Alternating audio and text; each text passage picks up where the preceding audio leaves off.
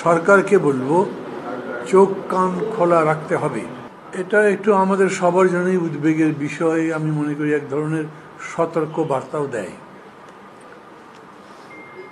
একজনকে কোর্টে তোলা হয়েছে, কোর্টে হিয়ারিংয়ের পরে থেকে আদালতে নেওয়া হবে, সেইখানে যেরকম করে বাধা দেওয়া হয়েছে এটা খুব বেশি হয় না।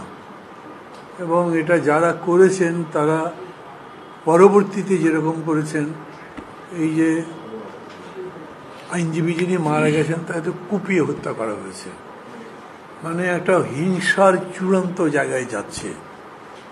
এইরকম ঘটনা আমরা আমাদের দেশে কম দেখি, আশেপাশে দেখি। মানে এগুলো মনে একটা রিপ্লিকার মতো, একটা ওইখান থেকে তুলে আনা ছবির মতো। এজন্যই আমরা বেশি উদ্বিগ্ন। তাছাড়াও এই ঘটনাটা যখন শুরু হয়েছে তখন আমাদের প্রতিবেশী দেশের পক্ষ থেকে তাদের শাসক দল, তাদের মানে কোনো কোনো ক্ষেত্রে সে মুখপাত্র বলা যায়, তাদের যে সমস্ত বক্তব্য, বিবৃতি ইত্যাদি আমাদেরকে চিন্তিত করে। আর এজন্যই আমরা আসি এই কথা বলতে, বিশেষ করে দেশের জনগণকে, সাথে সাথে যারা যারা অংশী এটার হতে পারে, রাজনৈতিক দল এবং ক্ষমতায় যারা আছেন তারা।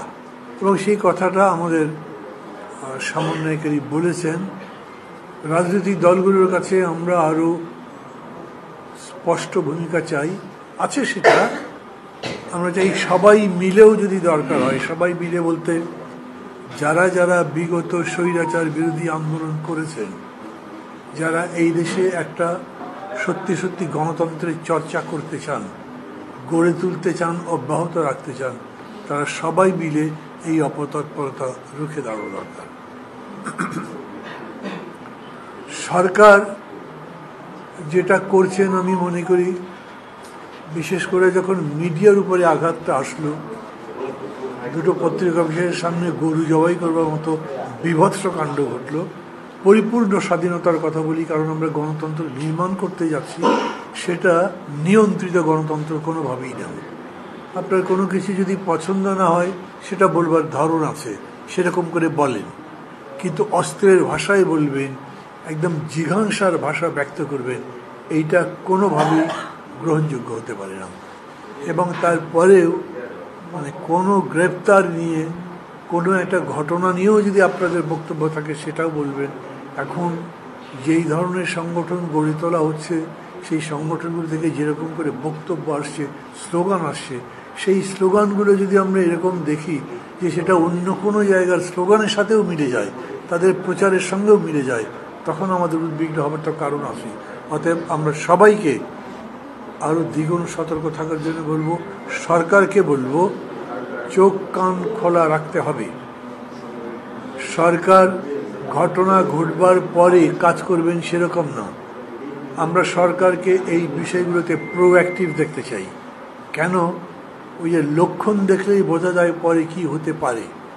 গত কয়েকদিন ধরেই যে অস্থিরতা হয়েছে, এগুলোর পেছনে সরকার হেঁটেছেন, তাই দেখেছি আমরা।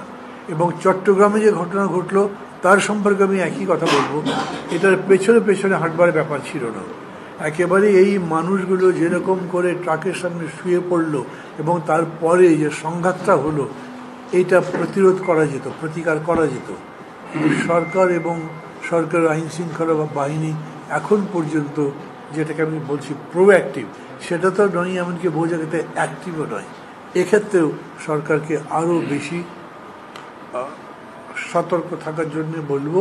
এবং মানে শেষ পর্যন্ত হয় কি, যখন কোনো ঘটনা ঘটে, সেই ঘটনার সময় যারা দায়িত্বে থাকেন, দায় তারই বর্তায়। কাউকে কাঠগড়ায় দাঁড় করবার কথা বলছি না, কাউকে দোষারোপ করছি না, কিন্তু ইতিহাসের রায়টা এরকমই হবে, এটা বুঝে যেন সরকার তার আচরণগুলো করেন, সেই কথা বলছি। আমরা গণতন্ত্র নির্মাণে এই ধরনের অপতৎপরতার বিরুদ্ধে আছি এবং এটা দমন করার জন্যে, এটার প্রতিকার করার জন্যে সরকার সহ যারাই যেরকম করে উদ্যোগ নেবেন, আমরা তার সাথে আছি এবং থাকব। Thank you.